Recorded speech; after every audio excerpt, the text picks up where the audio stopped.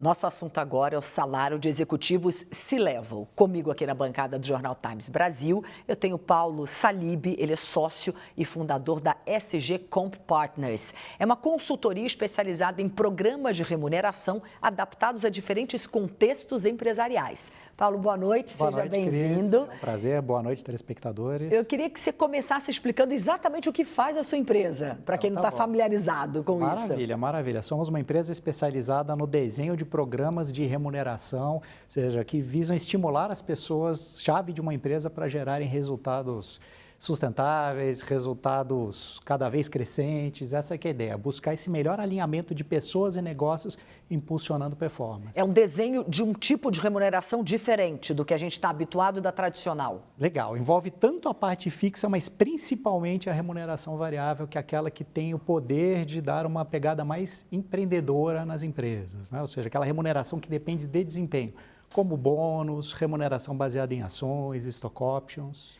Então, de acordo com isso, o que você vê hoje, a tendência é uma redução no salário de altos executivos de C-Level ou não? Não, na verdade, o que a gente vem observando é que a parte fixa, que é conhecida como salário, vem perdendo relevância nos pacotes. Cada vez mais o que pesa principalmente são as parcelas de remuneração variável. A gente costuma dizer que o salário fixo é para o executivo viver, o bônus anual para viver bem.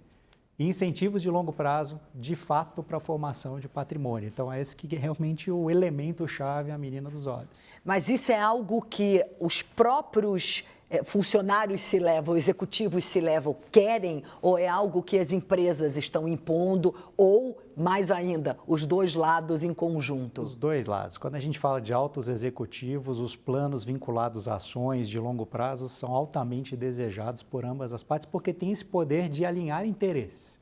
Essa que é a ideia de usar ações num programa de remuneração variável, a pessoa de fato agir como dona do negócio, aquele senso de propriedade. A ideia é sempre alinhar interesses de acionistas e executivos e nada se parece mais com o acionista do que o acionista. Então, dar ações para o executivo torna o executivo com cabeça mais de acionista. Paulo, a gente está falando de que faixa salarial?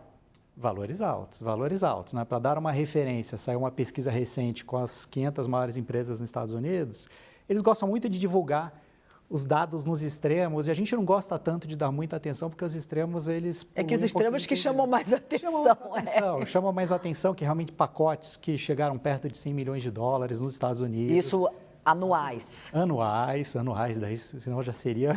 Não, sim, já é uma loucura, né? Exato, 100 milhões de dólares mas por se a gente ano. olhar a média, a remuneração total média de um CEO das 500 maiores nos Estados Unidos, a gente está falando de 16 milhões de dólares ao ano. E aqui no Brasil? É dinheiro? Não, é muito dinheiro. É muito dinheiro. Não consigo nem imaginar o que seja. Só que são empresas que, em geral, faturam 20, 30 bilhões de dólares. Então, a gente está falando de menos de 0,1% do faturamento. Então, tem uma lógica econômica por trás das empresas quererem os melhores comandantes possíveis para aviões realmente que estão em voos bem desafiantes. No Brasil, se a gente olhar empresas do mesmo tamanho, os níveis de remuneração aqui estão mais ou menos caminhando próximo da metade. Se a gente pegar das empresas de capital aberto no Brasil, a média geral são empresas com receita próxima a 4 bilhões de reais por ano, e essa remuneração fica em torno de 1 milhão de dólares por ano. Se a gente olhar as top 5, digamos, em termos de remuneração, as empresas que melhor pagam, a gente está falando em algo como uns 8 milhões de dólares ano, que é metade da média de 16 milhões das empresas top. Sim, mas se a gente comparar com quanto essas empresas top americanas ganham, aí é uma diferença grande, porque, em geral, elas ganham muito mais que as empresas top aqui, certo? Perfeito. Mas, mesmo assim, se a gente pegar pela média das empresas abertas, a gente está falando de 0,15% do faturamento anual indo para a remuneração do CEO. Então, não é algo, né, que não caiba no bolso dessas empresas. Sim.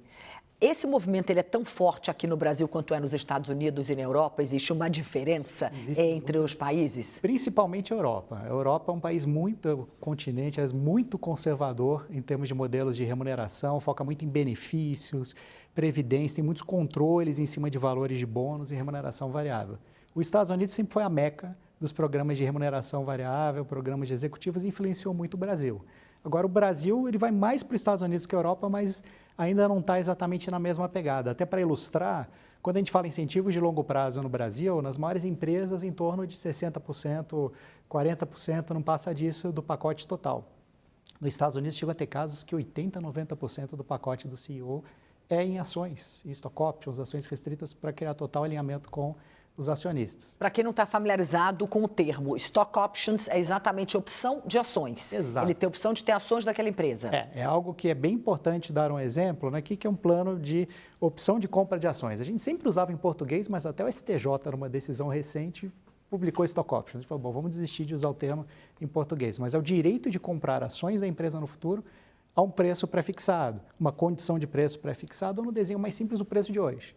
Então, se uma empresa tem ação listada a R$40, esse executivo pode, depois de um período de carência, que é conhecido como vesting, que ele tem que permanecer na empresa, ele pode exercer o direito que é comprar pagando 40.